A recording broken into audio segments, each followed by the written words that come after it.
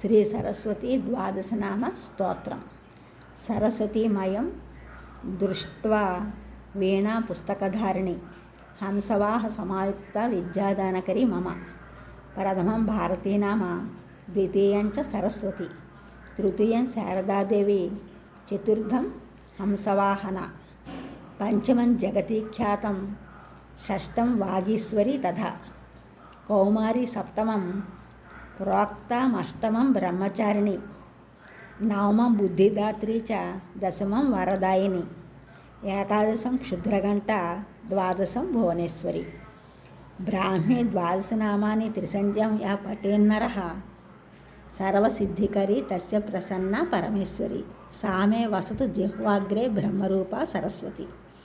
రేపు సరస్వతీ పూజ సందర్భంగా సరస్వతీదేవిని ద్వాదశ నామాలతో స్తుతించినట్లయితే సరస్వతీమాత మనకి జ్ఞానాన్ని, వాక్శుద్ధిని ప్రసాదిస్తుంది. శంకరాచార్యుల వారు త్రిపుర సుందరి వేదపాదస్తవంలో అంటారు, అమ్మవారితో నా మాట సుఖకరి అగుగాక అని. అనగా ఆ మాత అనుగ్రహంతో మన మాట ఇతరులకు సంతోషాన్ని కలిగిస్తుంది.